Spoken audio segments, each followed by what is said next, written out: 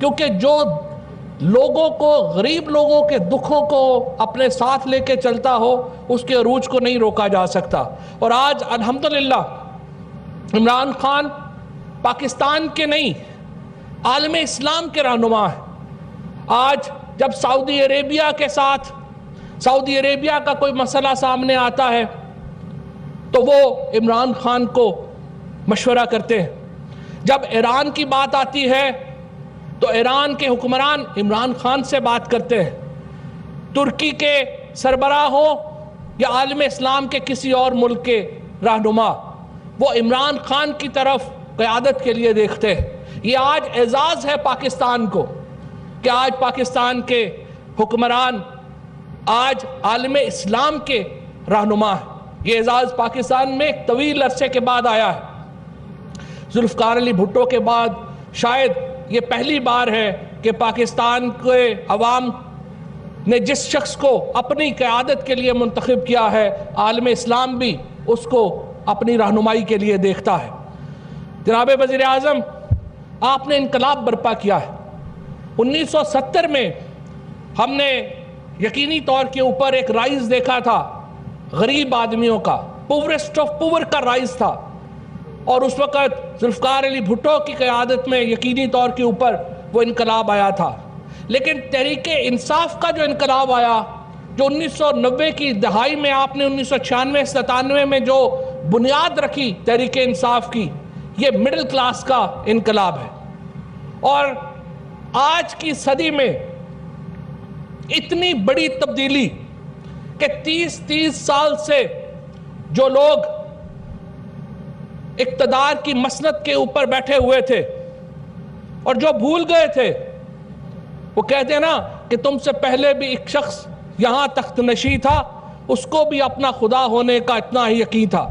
وہ جو شخص تھے جو اپنے سے پہلے لوگوں کو بھول ہی گئے تھے اور ان کو خیال تھا کہ وہ کوئی بالاتر چیز بن گئے ہیں،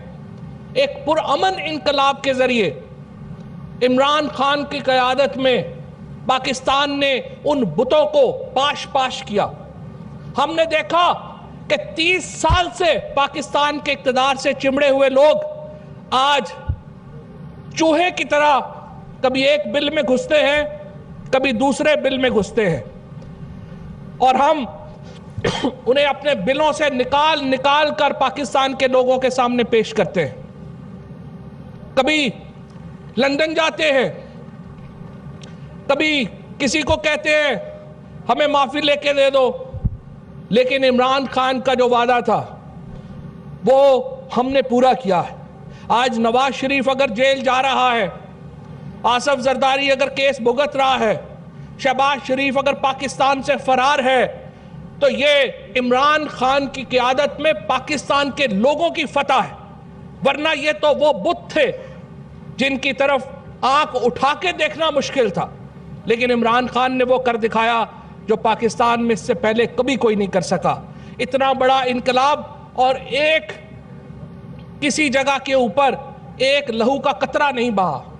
پرامن انقلاب ہوتا ہے جو قوموں کی زندگیاں بدلتا ہے، اور عمران خان کی قیادت میں پاکستان کی قوم نے وہ پرامن انقلاب دیکھا ہے۔ جناب وزیر اعظم، تحریک انصاف مڈل کلاس کی پارٹی ہے، ہم متوسط طبقے کے لوگوں کے نمائندہ ہیں۔ یقینی طور کے اوپر مجھے اچھی طرح احساس ہے، جب تیل کی قیمت بڑھتی ہے آپ کا دل دکھتا ہے۔ مجھے اچھی طرح احساس ہے جب منڈی میں دال کی قیمت بڑھتی ہے، جب سبزی کی قیمت بڑھتی ہے، جب مہنگائی ہوتی ہے، آپ کا دل دکھتا ہے۔ اور یہ اس لیے مہنگائی ہے، یہ اس لیے ہمیں ان حالات کا سامنا کرنا پڑا کہ ہمارے ماضی کے حکمرانوں میں اگر رتی بھر بھی عوام کا درد ہوتا، اگر وہ عمران خان کے بجائے جتنا درد عمران خان کے دل میں ہے اس سے 1% بھی ان کے دلوں میں ہوتا، آج ہم ان حالات کا سامنا نہ کر رہے ہوتے۔ لیکن بدقسمتی سے آج ہمیں ان حالات کا سامنا کرنا پڑ رہا ہے، کیونکہ ایک 30 سال کی اندھیرے رہے ہیں پاکستان میں، ان اندھیروں کے بعد یہ روشنی ہمیں دکھائی جا رہی ہے، اور اس روشنی کی شمع عمران خان کے پاس ہے۔ اور مجھے امید ہے مسٹر پرائم منسٹر کہ آنے والے دنوں میں آپ انشاءاللہ تعالی پاکستان کو جس طرح سے تحریک انصاف نے ایک سیاسی کامیابی حاصل کی، جس طرح آپ کی قیادت میں پاکستان نے ایک 30 سال کے سیاسی نظام کو ٹھوکر مار کر وہاں ایک پاکستان کے متوسط طبقے کا راج قائم کیا، انشاءاللہ مجھے امید ہے کہ آپ ہی کی قیادت میں پاکستان تحریک انصاف پاکستان کے لوگوں کو اس اقتصادی بحران سے بھی نکالے گی، اور وہ وقت دور نہیں ہے۔